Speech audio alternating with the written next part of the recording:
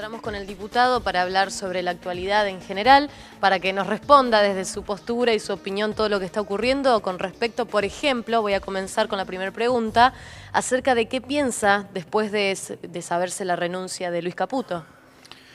A ver, buen día primero para todos. A mí particularmente me preocupa por lo menos dos temas no menores. El primero te diría que es la falta de previsión que hay en política económica o en el rumbo que le quiere dar el gobierno a la política económica.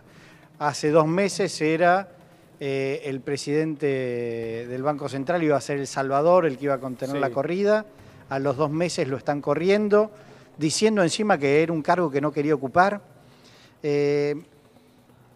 Un cargo que a su vez queda muy en evidencia que lo terminan sacando a Caputo del Banco Central por pedido del Fondo Monetario Internacional, con lo cual cada vez la injerencia de los organismos internacionales, de gente fuera del país, cada vez la injerencia sobre las decisiones es más grande. Y esto te deja en un ámbito de no sabes para dónde vas. Digo, que si se quiere es la preocupación más grande que tengo.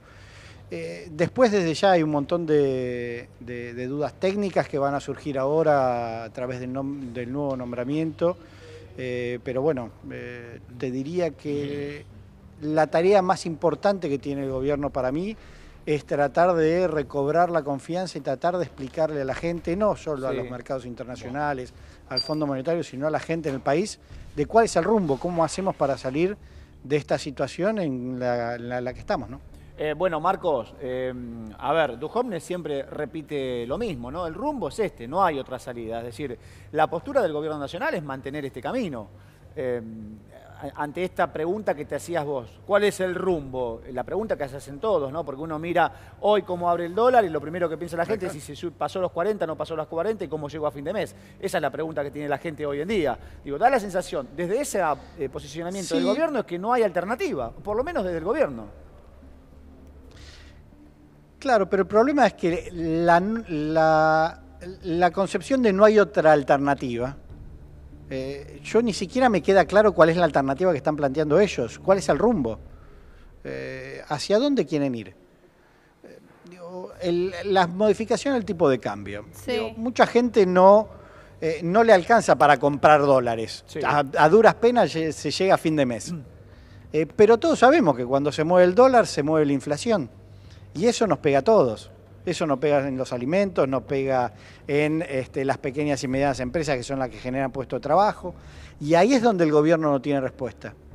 Ahí es donde el gobierno no está hablando, o por lo menos no se está preocupando. Bueno, Sandleri solo dijo... se está preocupando en cómo reducir el déficit. Sí. No, Sandleri dijo hay que bajar la inflación. Es el primer objetivo, el primer paso. Bueno, la pregunta es cómo. Digo, porque... teóricamente la inflación se bajaba fácil, ¿no? Sí, por supuesto. Y bueno, seguimos con una inflación que este año va a ser cerca del 45%. Sí. Entonces, la clave de vuelta es no solo decir cosas que suenan bien, de hay que bajar la inflación, sino hacerlo. Claro, digo, para algo lo votó la gente. La gente lo votó para que solucione los problemas y no para que le termine dando la política económica al Fondo Monetario Internacional. Marco, lo sumamos a Jorge Sicutín y también a Esteban. Que hay. Marco, en realidad ahora estamos a la espera que se conozca el acuerdo con el Fondo Monetario Internacional, el nuevo acuerdo. Se habla mucho del dinero que más allá de los 50.000 millones de dólares van a aportar más. Algunos hablan de 5.000, otros hablan de 20.000. Eso, si es 5.000 millones solamente, es para preocuparnos, porque dicen que el mercado calcula que lo único bueno sería por arriba de los 10.000 millones de dólares más. ¿Usted cómo ve eso? A ver, a mí me preocupa que sean 5, que sean 20 o que sean 50. Digo, la pregunta es ¿para qué lo van a usar? ¿Para que se vayan de vuelta como se fueron los primeros que entraron? Pensá que el primer acuerdo que firmaron, más allá de que les duró 2 meses, digo, es la caída de un acuerdo con el Fondo Monetario más rápida de la historia del fondo, no solo de Argentina. Pero las 18.000 millones de dólares que te mandaron así como te entraron, se te fueron.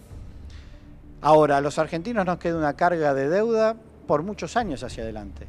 Y la situación económica sigue siendo compleja, la situación de la inflación sigue siendo muy complicada, pérdidas de puestos de trabajo, falta de generación de producción, problemas de consumo. Más allá del acuerdo, sería importante, como te decía antes, que empiecen a pensar en cómo solucionar estos temas. La estabilidad del dólar es una variable que desde ya es importante, pero no tiene que ser el único objetivo que tengas como político, no puede ser el único objetivo o de lo único que hable el gobierno que sea cómo bajar el déficit fiscal. ¿Qué es lo más grave? Porque eso no nos va a terminar solucionando los problemas. A tu criterio personal, ¿qué es lo más grave que está atravesando hoy por hoy la economía en Argentina?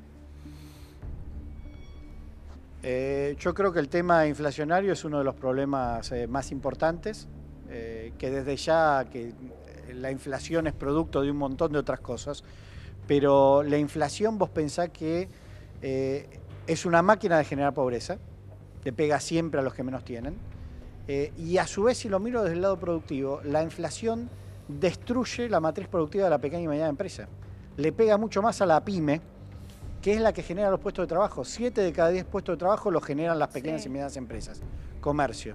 Y la inflación es donde más afecta en lo productivo, es a ellas.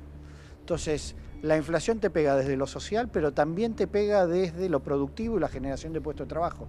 Creo que ahí hay que poner un foco muy importante y hay que empezar a hacer crecer la economía. Si no crece la economía, los otros problemas que sí existen, como el déficit fiscal que hay que solucionarlo, los déficits de las cuentas externas que también tenés que solucionarlo, pero esa solución tiene que venir de la mano del crecimiento, no de simplemente pensar en el ajuste del ajuste del ajuste, ¿no? Ahora, Marcos, uno cuando escuchaba al gobierno nacional definían a Caputo como el Messi, ¿no?, de la economía argentina, el hombre que jugaba en la Champions League permanentemente. Y ahora uno se da cuenta, a través de las declaraciones del presidente, por ejemplo, que era una persona, Caputo, que no estaba cómodo en su rol de ser titular del Banco Central.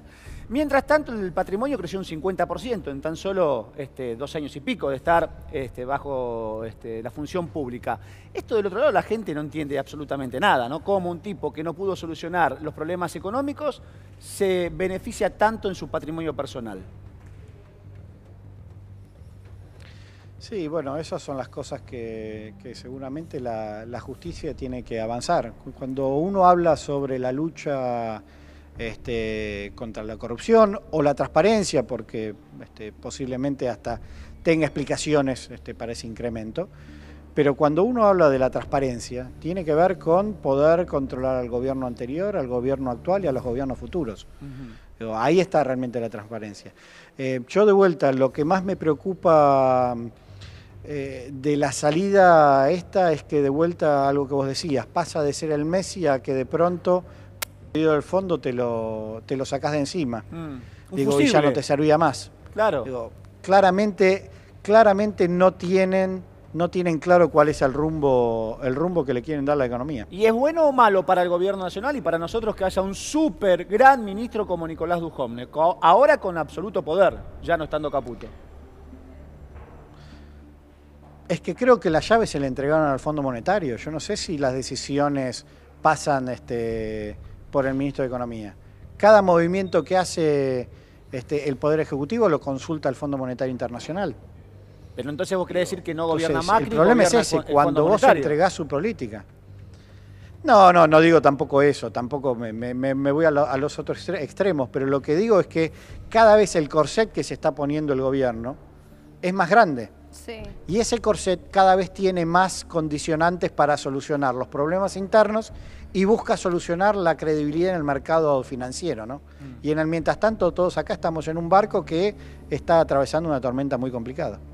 La baña de su bloque se insiste mucho con la posibilidad de generar, por lo menos en los servicios públicos, una suerte de congelamiento. Parar con los aumentos de los servicios públicos, al menos los que están regulados por el Estado, de acá a varios meses. ¿Usted ve esa posibilidad? ¿Encuentra cierta receptividad en el oficialismo? Mira, por ahora no. Igual lo que nosotros estamos planteando es que haya una lógica de los aumentos. Tampoco podemos ir a un esquema donde los servicios terminen sin tener ningún tipo de movimiento como tiene toda la economía. Lo que no te puede pasar es que te digan tu salario va a aumentar al 15 y mientras tanto te aumentan